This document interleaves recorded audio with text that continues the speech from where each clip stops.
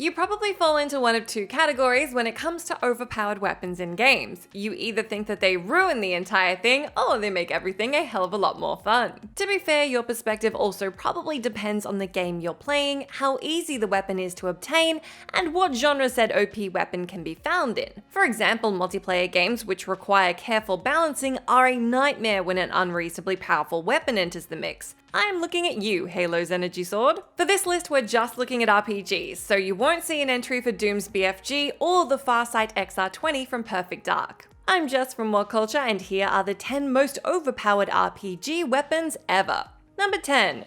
DRIZZT's Twin Scimitars, Baldur's Gate.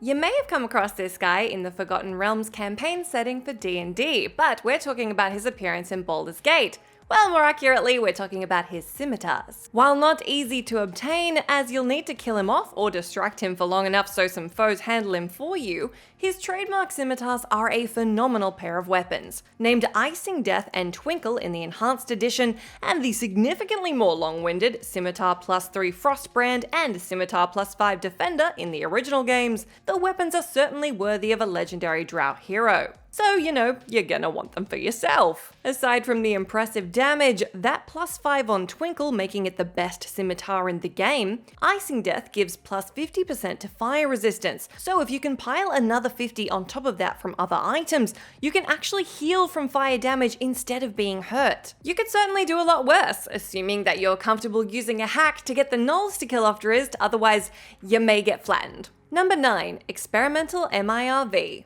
Fallout 3.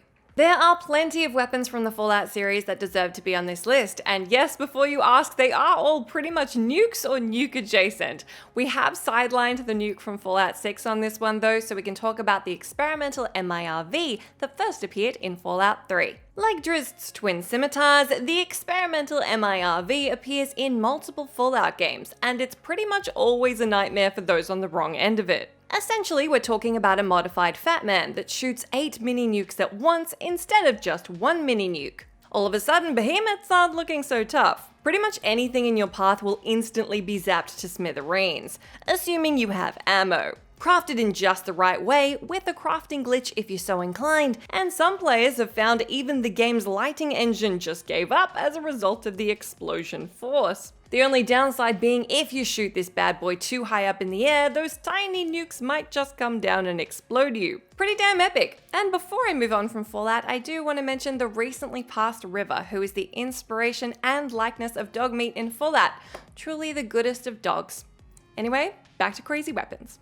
Number 8. AERONDIGHT, The Witcher 3 Wild Hunt. The Witcher games are stacked with challenging foes to slay, and if we're talking about the best silver swords in the game, most players would put AERONDIGHT at the top of their list. There's a trick to wielding this fantastic blade that spans all 3 games in the series though. In the first, you'll acquire it from the Lady of the Lake. In the second, it can be imported from the first game, but you unfortunately lose it while stabbing the dragon in the prologue. And in the third game, you'll regain it by completing the quest There Can Only Be One within the Blood and Wine expansion. This is where things get interesting. In an unusual case for the series, this weapon improves through its use, extending to the endgame and New Game Plus. Every consecutive blow increases its damage by 10%, and when you hit 100%, you'll always deal a critical hit. Kill a foe with the sword fully charged, and you'll permanently increase its damage. Given it basically levels with you, this is a no-brainer OP weapon, if you know how to use it.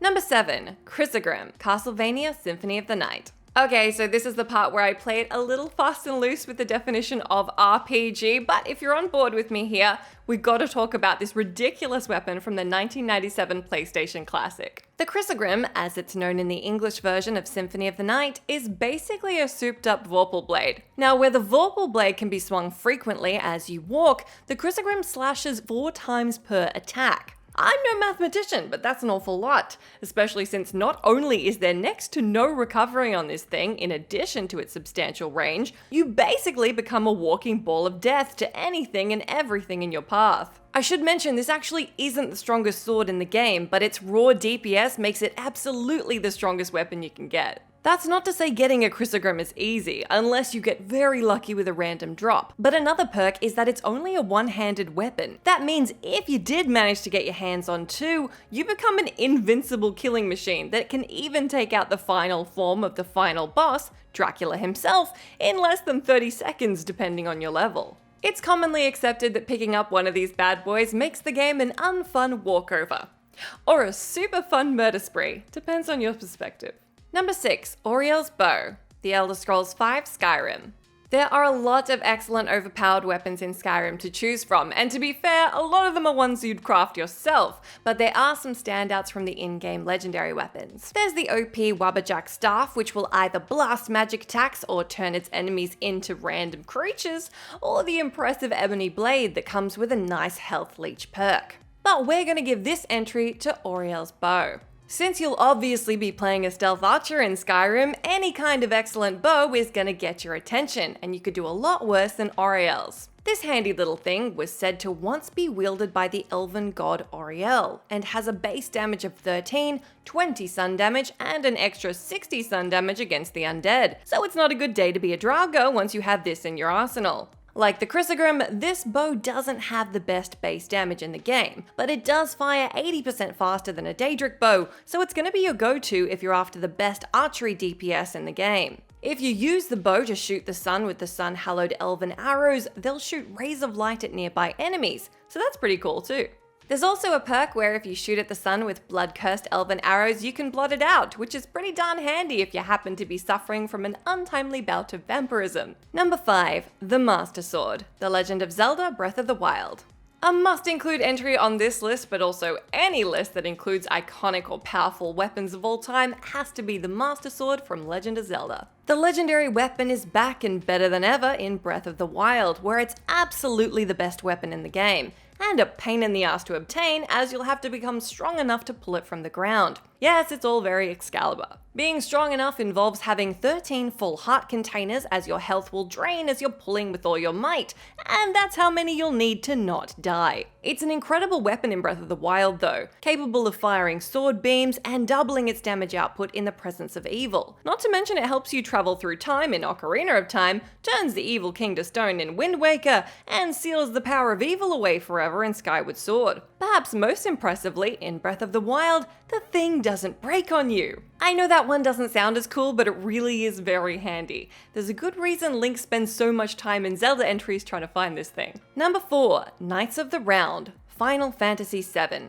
Yes, in a game franchise featuring some of the most gigantic and powerful swords in all of RPGs, I've given the entry for Final Fantasy to a summon. But bear with me, I think you might agree with me here. To add to the validity of this one, this is a melee-based summon, so we're tracking pretty close to our OP weapon criteria. Summons are a big deal in Final Fantasy, and in particular, the Knights of the Round summon is basically your I want everything in front of me to be dead right now tactic. As you'd guess from the name, you'll call upon a group of Round Table Knights, plus King Artie himself. Then you sit through an incredibly long animation while these guys do around 9,000 damage apiece. For context, that's enough to down just about everything in the game in one hit. If you paired it with Dual Summon and a couple of Mimic materia, you'll be able to trigger it 6 times in a single round, totaling 600,000 points of damage.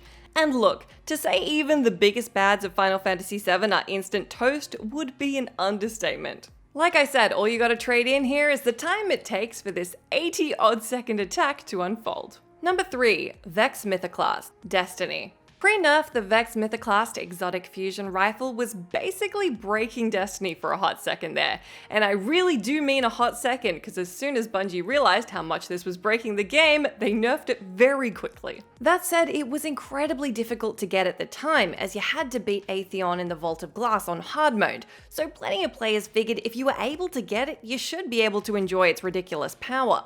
As the only fusion rifle that could be equipped as a primary weapon that also features solar damage, this weapon was tearing players apart in PvP, so it didn't take long until it became a big problem. On top of that, its combo of smart drift control and Zen moment massively cut down on recoil and instability issues. Quite apart from a magazine upgrade that could give you a whopping 56 shots per reload. A lot of fun to wield, not fun to be on the other end of. The Vex MYTHOCLAST is unfortunately, or fortunately, a shell of its former self now, but for a while there, this OP weapon burned extraordinarily bright.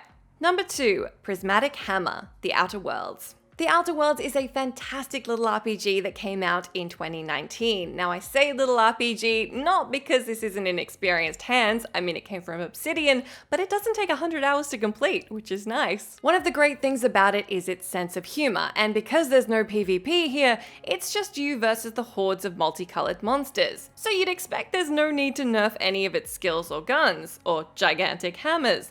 But the Prismatic Hammer, capable of a beastly amount of AoE damage, did indeed get nerfed. Sort of.